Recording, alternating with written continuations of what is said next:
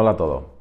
Empezamos las declaraciones del Gobierno. Hoy el vídeo va a ir sobre lo que dice el Gobierno de cómo va la economía, el Gobierno de España. Hoy sí va a ser sobre España.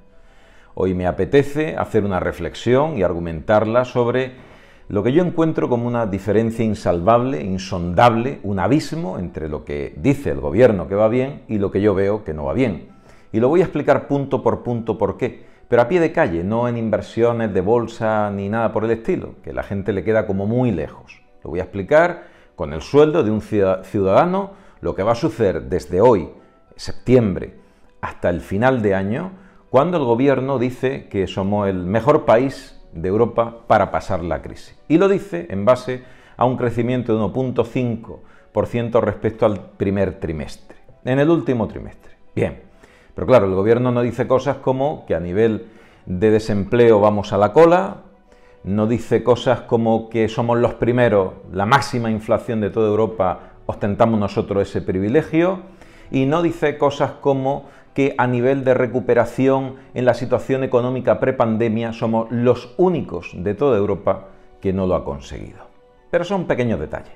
Y en esos pequeños detalles que se pierde el Gobierno, pues vamos a ver qué le puede pasar a un ciudadano medio, un ciudadano que según el INE tiene un sueldo, un ciudadano medio, de 25.000 euros brutos al año y aproximadamente 1.500 netos al mes. ¿Qué le va a pasar a ese ciudadano? A la mayor parte de los 47 millones de españoles que vivimos en este santo país. Pues le va a pasar lo siguiente. Hay algunos números que os van a interesar, porque ajustando esto a la globalidad ya podéis calcular según vuestro sueldo por dónde va a ir la cosa.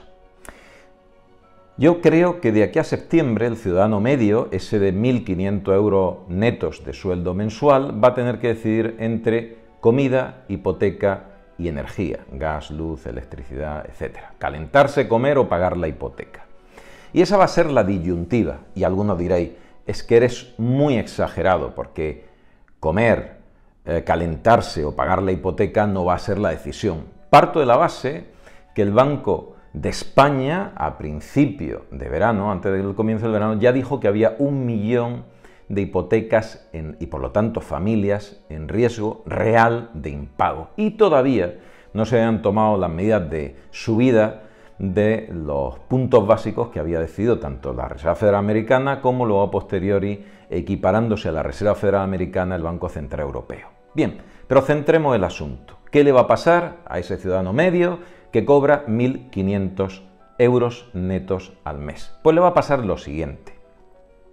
Hay 4 millones de familias que tienen interés variable en su hipoteca.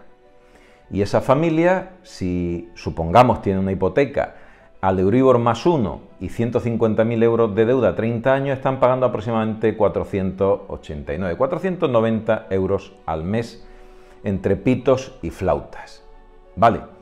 Pues con la subida de tipos de interés, hasta donde se prevé que puede pasar, el 2,5 que estamos rozando de Euribor se va a ir a un 4% a final de año. ¿Eso cómo se traduce? Pues se traduce que si estabas pagando 489 euros al mes, va a pasar a pagar aproximadamente, lo he calculado, aproximadamente 780 si el Euribor se va a 2,5 y vas a pagar 880 cuando llegue a 4. Es decir, casi el doble de lo que pagabas de hipoteca. Casi el doble de lo que pagabas durante años de hipoteca. De tus 480 y pico euros te vas a ir a 880 euros al mes.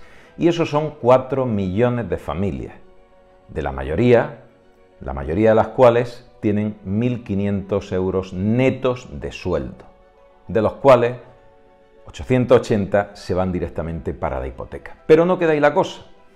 Resulta que gran parte de esos 4 millones de familias también tienen la mala costumbre de comer diariamente, según el INE, con un 30% más de encarecimiento de lo básico, no digo de lo alto, no, de lo básico, no va a comer gambas de Garrucha, sino lo básico.